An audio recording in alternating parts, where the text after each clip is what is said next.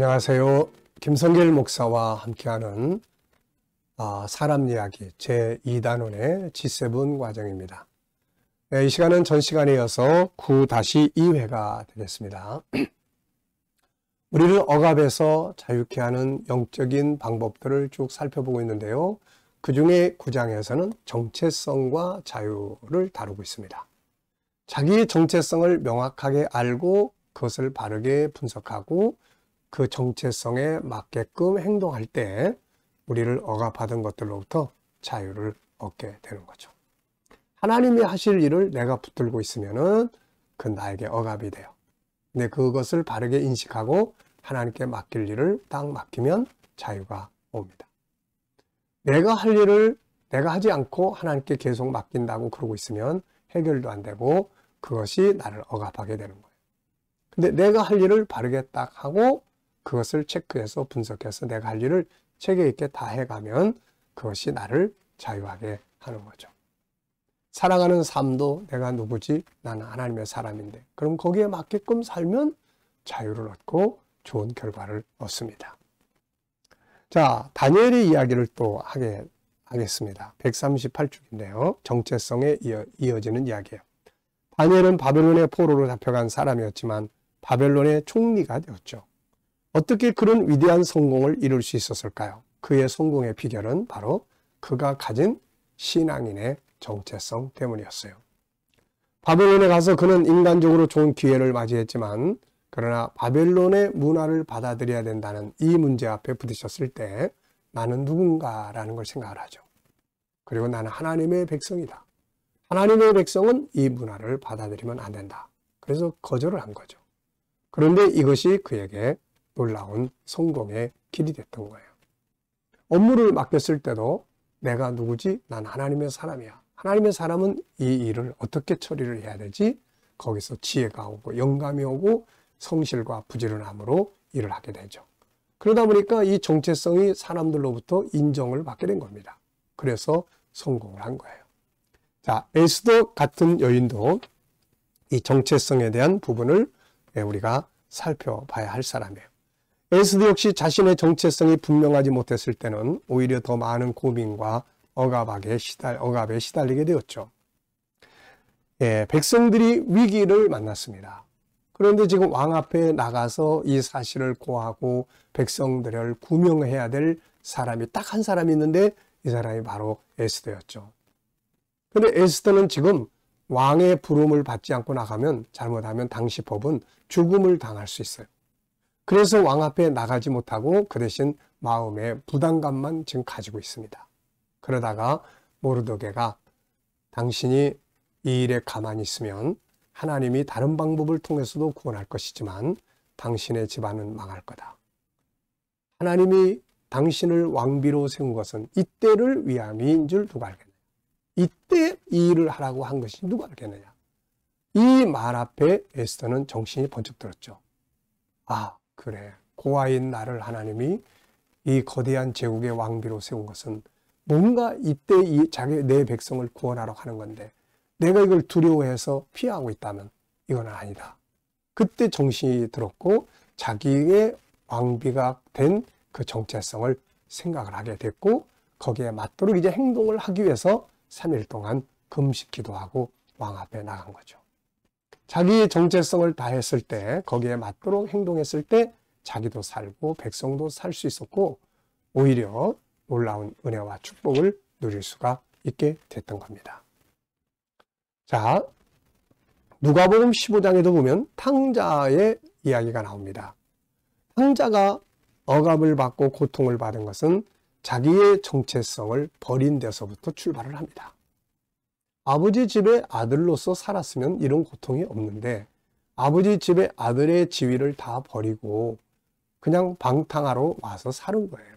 그러다 보니까 가지고 나온 재산 다 까먹고 결국은 돼지우리에서 돼지들의 먹는 음식 먹으면서 죽을 날만 기다리고 있었던 거죠. 그러다가 어느 날 정신이 번쩍 들었습니다. 정체성을 생각한 거죠. 내가 왜 이러고 있나? 아버지 집을 떠난 데서부터 이런 일이 발생한 거다. 그럼 다시 돌아가자. 그런데 아들로 가기에는 내가 면목이 없다. 그래, 이제부터는 아들이라고 하지 말고 종으로 써달라고 하자. 그래서 자기 정체성을 잘 그리니까 돌아갈 명분이 생기고 돌아가니까 삶을 회복할 수가 있었던 겁니다. 저 역시 이제 이런 부분들 때문에 앞서 말씀드린 것처럼 여러 가지 많은 어려움들을 겪고 할 때도 있었어요. 그래서 저는 항상 어려운 일들을 만나거나 그러면은, 저를 억압하는 일들이 만나면은 항상 먼저 생각하는 것이 바로 나의 정체성이에요. 나는 누군가? 나는 뭐 하는 사람인가? 응? 목사인데, 목사는 뭐 하려고 세움을 받은 사람인가? 또 내가 주인인가? 종인가? 그래서 이런 내 정체성들을 한번 쫙 생각하고 나면은 나를 억압했던 것들이 에서 자유를 얻게 되는 경우가 많이 있습니다. 교회를 이전하고 여러 가지 어려운 상황들이 부딪혀 있을 때 그 중에 하나가 교회가 가지고 있었던 채무, 경제적 어려움이었어요. 이것 때문에 잠이 오지 않고 막 우울증에 시달리게 되고 막 이런 상황들이 됐을 때 하나님 앞에 엎드려 기도하고 있을 때 그분이 저한테 물어보시는 거예요. 야, 네가 종이냐 주인이냐? 저는 종입니다. 그러면 이 문제를 고민해야 될 사람은 너냐 나냐? 주님이십니다. 그래, 내가 알아서 할 거야. 너는 너의 길을 가면 돼. 야, 이 말씀이 저를 자유하게 했었어요. 얼마나 감사한 일인지 이게. 그러니까 정체성에 헷갈려 놓으면은 그 다음부터 이제 혼란이 오고 이게 나를 억압하게 되는 겁니다. 그래서 정체성이 필요한 거예요. 지금도 문제가 있어 나를 얽매려고 하면 저는 항상 정체성 분석에 들어갑니다. 왜 이런 문제가 오게 되었는가? 버릴 것은 뭐고 강화시켜야 할 건 뭔가? 나는 누구인가? 나는 피조물인가? 전능자인가? 내가 할 일은 뭔가? 내가 추구하는 가치는 뭔가?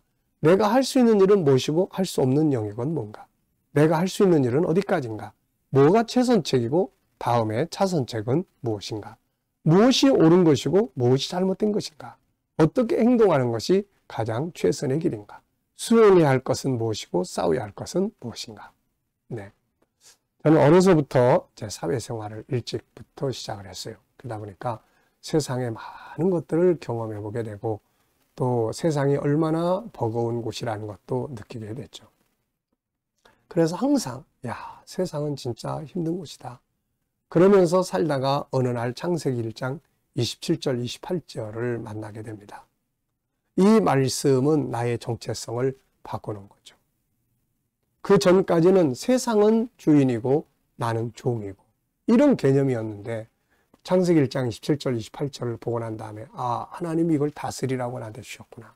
그래서 그때부터는 세상과 나의 관계가 내가 주인이고 세상을 다스리는 관계로 바뀐 거죠. 그래서 어떤 문제가 부딪혀도 이건 하나님이 나에게 나를 망하게 하려고 준 게 아니라 다스려서 좋은 결과를 만들려고 준 선물이다. 이 개념을 항상 가지고 삽니다. 그래서 아침에 새벽기도 끝나고 개인기도 할 때도 항상 나의 정체성을 고백을 하죠. 그 중에 하나가 하나님이 세상의 주인이신 것처럼 아버지, 저도 아버지를 닮은 세상의 주인입니다. 항상 이런 고백들을 합니다. 그러니까 자기 정체성을 잃어버리는 순간 우리는 세상 앞에 그냥 아무것도 아니에요. 그리고 엉뚱한 일에 매여서 억압을 받고 사는 겁니다. 그런데 내 정체성을 바르게 이해하고 나면은 그 다음부터는 내가 할 수 없는 일을 가지고 고민하지 않고 하나님께 맡기고 내가 할 수 있는 일은 최선을 다해서 하게 되고 내가 수용할 건 또 다 받아들이게 되고 그러면서 억압에서 자유를 얻게 되는 거죠. 문제의 본질을 바로 이해하고 나면 수많은 문제들로부터 자유할 수 있습니다. 항상 뒤죽박죽되고 있을 때 고민이 되고 억압에 매이게 되는 거죠. 자, 정체성. 자, 이 시간 말씀은 여기까지 하고 마치겠습니다. 우리들의 정체성, 여러분의 정체성이 무엇인지 한 번쯤 생각해보고 억압이 있다면 그 정체성을 다시 잘 구분해서 자유케 되시기 바랍니다. 이 시간 말씀 여기서 마치겠습니다. 감사합니다.